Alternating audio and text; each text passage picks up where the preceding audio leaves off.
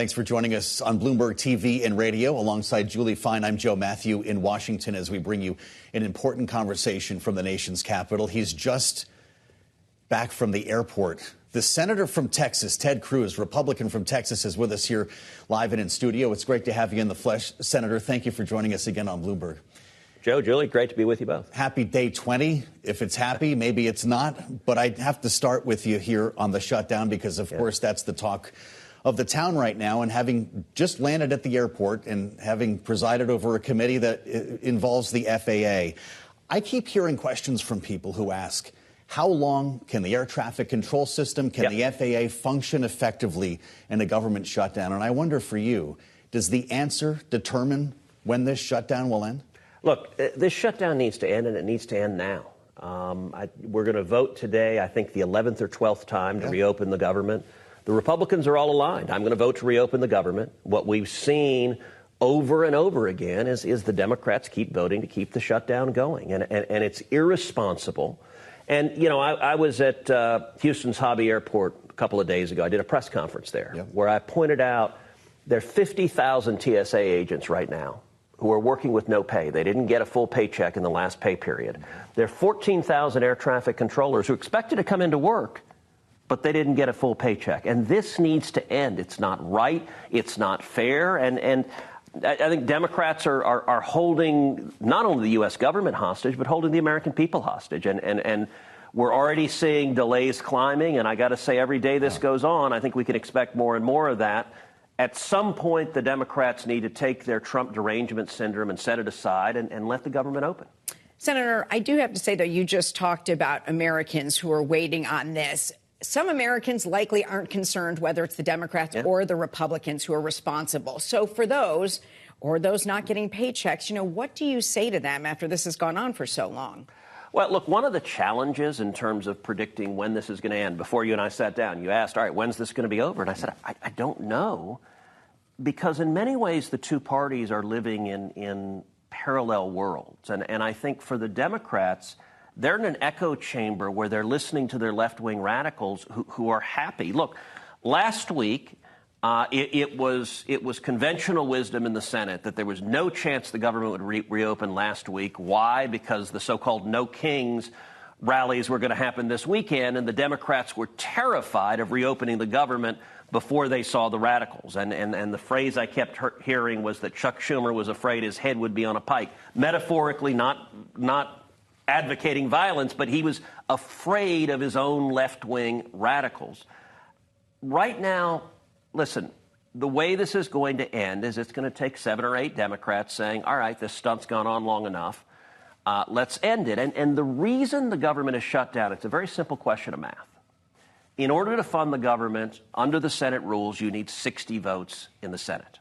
There are only 53 Republicans, which means we need at least 7 Democrats. The reason the government is shut down right now is the Democrats are voting party line, all but 3 Democrats. Three Democrats are voting with us to reopen the government. Everyone else is voting no. Until the Democrats give us 7 or 8 votes, the government will stay shut down. And I don't know if that's a day. I don't know if that's a week. I don't know if that's a month. But at some point, this stunt needs to end. You wonder if we get as far as Thanksgiving. That CR was dated for the 21st, but that's the big travel week I had in mind when I asked you that. You mentioned No Kings. Pretty incredible optics from over the weekend and the number of cities involved. We're told that it was some 7 million people, and I know that there was a lot of talk and concern ahead of these that there might be rioting, that violence could break out. Were you encouraged to see them be peaceful? Listen, I was glad that there were not significant acts of violence. That's certainly a positive development. We've seen other rallies, the Black Lives Matter and Antifa rallies that turned into violent riots that resulted in a lot of people being injured, stores looted, police cars firebombed. During COVID. During COVID. Yeah. So I was grateful that these did not play out that way. I got to tell you, the total number there, I'm a little skeptical about. I think those estimates are coming from the organizers, and we've at least seen, you know, up in Boston, Massachusetts, Elizabeth Warren tweeted out this incredible video of a ton of people gathered and said, look at all the people that came out for No Kings. The only problem is the video she sent out was from 2017, not from now. So I'm skeptical as to the numbers. I'll tell you, though, look, what I have been laying out, this protest was not organic. Actually, my podcast today, I do a podcast every week, Verdict with Ted Cruz. Yeah.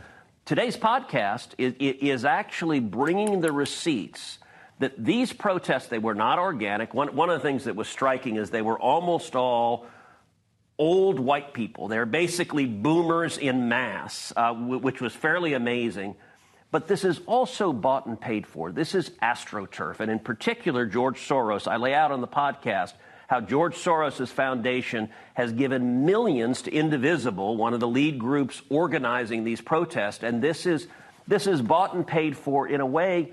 Look, these protests are really expressing the Democrat rage. We hate Donald Trump. And sadly, that's who today's Democrat Party is in Congress. So, Senator, if you're saying they're bought and paid for, I mean, do you think this is something, though, Republicans need to take seriously? If you remember the beginning of the Tea Party, when that wasn't necessarily taken all that seriously. So how should you approach these? Look, unquestionably, we should take political peril seriously. Number one, I think it's bad for America when one of our two major political parties has gotten so extreme and radical the way the Democrats are. I mean, they're a party that is unified behind hate for Donald Trump. But number two, politically, in terms of the midterms in 2026, it's dangerous. And I'm telling my colleagues, look, if the election in 2026 depends on results, I think we have a lot to campaign on, whether it is securing the border and seeing illegal border crossings drop 99%, whether it is ending wars and President Trump negotiating the deal to release the hostages that Hamas had taken, or whether it is the economy and the record amount of money being invested in new factories and new jobs in the United States. I think substantively, Republicans have a lot to campaign on. That being said, and you're exactly right, Julie, there is a lot of energy, there is a lot of anger on the left, and elections can be dangerous when one side is mobilized, is angry. I'll tell you, in terms of fundraising, the Democrats are raising a lot more money because their radicals hate Trump so much. And look, angry, energized voters show up to vote.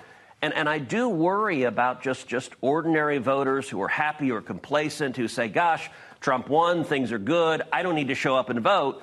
There's no doubt if one side shows up and the other doesn't, that leads to a bad election. Well, I know that you're very concerned about political rhetoric in this country and political violence. The comments that you made following the suspension of Jimmy Kimmel made some pretty heavy rounds because you were seen as a bit of a contrarian in that case. And you've got a piece of legislation, a job-owning bill, that's up before the Senate right now. Is that... You know, you look at the different ends of the political spectrum and they come around eventually. Is that a different version of a no kings bill? No, look, I think it's very different. Let's be real clear. I believe in free speech. It was Donald Trump, though, who led to Jimmy Kimmel coming off the air. And you were the one who called him out for it. Well, to be fair, it wasn't Donald Trump. It was Brendan Carr, the chairman of the FCC. And I realized there were ratings issues and everything else. But do you see the connection I'm trying to make? Yeah, listen, I disagreed with Brendan Carr's comments. And I actually did an entire podcast laying out that government should not be threatening to strip the license away from a media outlet to remove someone they dislike. Now, to be clear, it wasn't Brendan Carr who invented this process. During the Biden administration, the Biden FCC was talking about stripping away Fox News' license. And by the way, I led the fight against that.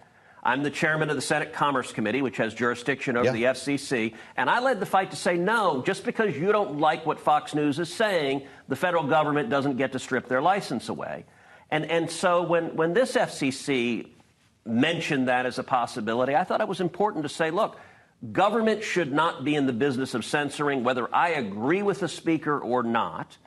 And so I'm introducing legislation, job-owning legislation, that would, number one, make it illegal for the federal government to do what the Biden administration did widely, which is pressure private organizations, pressure big tech to engage in censorship. But it also will create a right of action, an ability to sue if the government pressures, if the government jawbones big tech or a media organization to censor someone, it creates damages or a right to seek damages for someone who's been censored, because I think we should protect free speech whether we agree with or disagree with the speaker. Well, it's interesting we talk about licenses, too, and of course that's a pretty small slice of the media landscape, the political media landscape with cable news and everything else going on right now. But I have to ask you about NASA. We're spending a lot of time on your Commerce Committee here. And Bloomberg is reporting, and we heard from Sean Duffy earlier today, that the Artemis contract may be going up for bid, that there might be other companies other than SpaceX involved here. Is that the answer that's needed to finally get America back to the moon? Well, listen, I don't know what NASA is going to do. I will say I think Sean Duffy is doing a fantastic job as the acting administrator. He's really dived into the role. And NASA, look, NASA is something that is near and dear to my heart. For the last 13 years, almost every single major piece of space-related legislation that's passed into law, I've either authored or co-authored it. And being a lifelong Houstonian, Johnson Space Center is right there. It matters enormously to Houston, it matters to Texas, and it matters to the whole country. One of the most important parts of the One Big Beautiful Bill that Donald Trump signed into law on the 4th of July is a provision that I wrote that funds $10 billion for NASA to go back to the moon. And it funds Artemis, it funds going back to the moon. And we're in a race. Look, there's a unifying theme behind all of the legislation that I'm fighting for in the Commerce Committee, and that is producing jobs and beating China. And we need to beat China going to the moon. China has stated they intend to go to the moon by 2030, and we cannot lose the race to the moon. In my view, if we wake up in a few years and see China on the moon, see China establishing a base on the moon, I think it would be a blow to America that would make Sputnik seem mild. And I'm going to do everything humanly possible to prevent that from happening. And I will say, Sean Duffy, I had dinner with Sean last week. I think he really is diving in and is committed. We will go to the moon and we will beat China. That is very good for America. Senator Cruz, thanks so much for being with us. We'll see you back in Texas. Look forward to it.